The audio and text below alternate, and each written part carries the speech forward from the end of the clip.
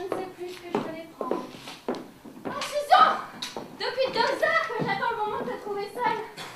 Hélas, tu te maries, et moi je vais partir. Comment mon mariage éloigne-t-il du château le privilège de Monseigneur? Suzanne, il me renvoie. Ah, chérubin, quelques sottises. Il m'a trouvé hier au soir chez ta cousine Fanchette, à qui je faisais répéter son petit numéro d'innocente pour la fête de ce soir. Il s'est mis dans une fureur en me voyant. Sortez, petit! Je n'ose pas répéter devant une femme le gros mot qu'il m'a dit. Sortez, et demain vous ne dormirez pas au château.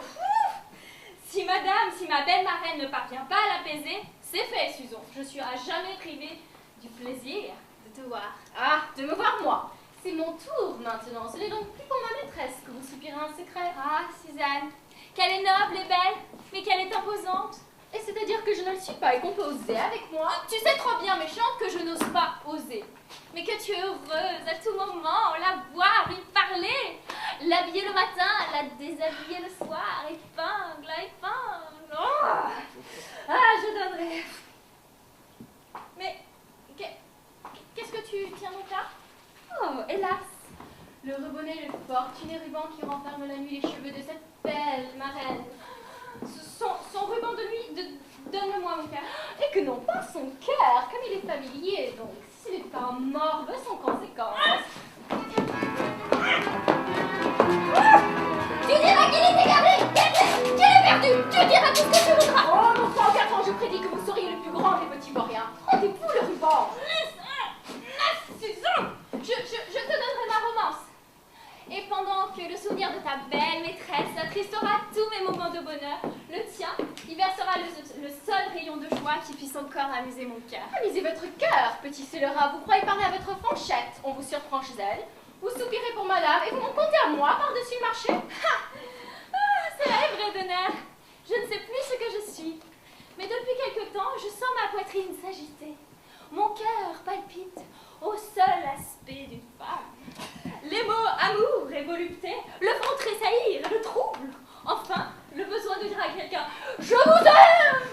est devenu pour moi si pressant que je le dis tout seul, en courant dans le parc, à ta maîtresse, à toi, aux arbres, aux nuages, au vent qui les pousse avec mes paroles perdues. Hier, je rencontrais Marceline. Et pourquoi non? Elle est femme, elle est fille. Une fille, une femme. Que ces mots sont doux, qu'ils sont intéressants. Il devient fou. Fanchette est douce. Elle m'écoute au moins. Tu ne l'es pas, toi. Ah, c'est bien dommage. Écoute donc, monsieur. Oui, on ne l'aura pas tu qu'avec ma fille. Mais si tu n'es pas content du prix, je joindrai mille besoins. Ah, m'il vous plaît, si vous approchez, je plaindrai ma maîtresse. Et loin de supplier pour vous, je dirai moi-même à Monseigneur. C'est bien fait, Monseigneur. Chassez-nous ce petit voleur.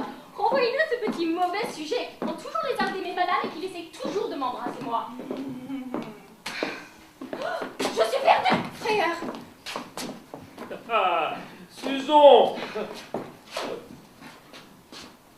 Tu as l'air bien ému. Tu es seul. Ton petit cœur paraît dans une agitation bien pardonnable au reste. Monseigneur. Un jour comme celui-ci. Monseigneur, comme voulez-vous si l'on vous trouvait avec moi? Je serais désolé qu'on me surprise. Tu sais l'intérêt que je porte à toi. Basile ne t'a pas laissé ignorer mon amour. Ah, mais je n'ai rien qu'un instant pour t'expliquer mes vues. Écoute. Je n'écoute rien. Regarde comme beau. Le roi m'a nommé ambassadeur à Londres. J'amène Figaro avec moi. Je lui donne un excellent poste. Et comme le devoir d'une femme est de suivre son mari. Ah, si je vous ai parlé. Mais parle, ma chère.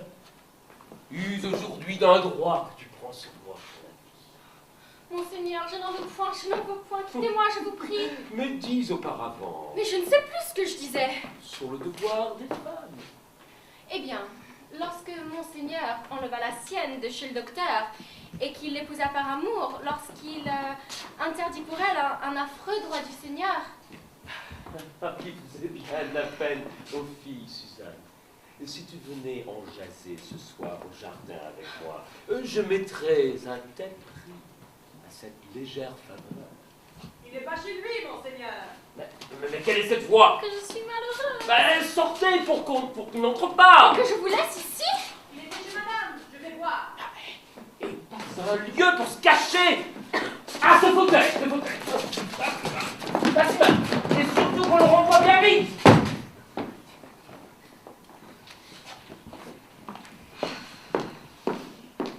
Mademoiselle, n'avez-vous pas vu monseigneur? Et pourquoi l'aurais-je vu? Laissez-moi.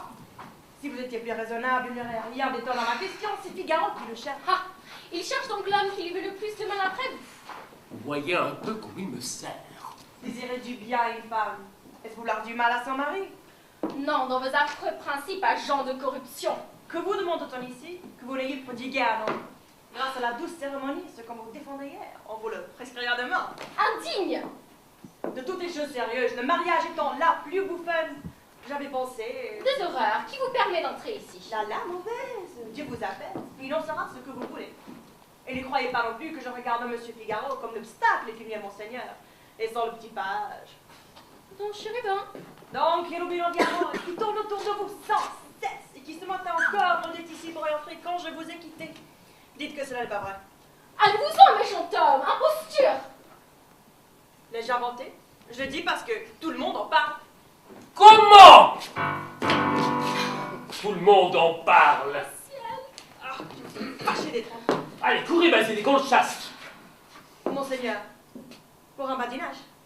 Bah, c'est un petit libertin.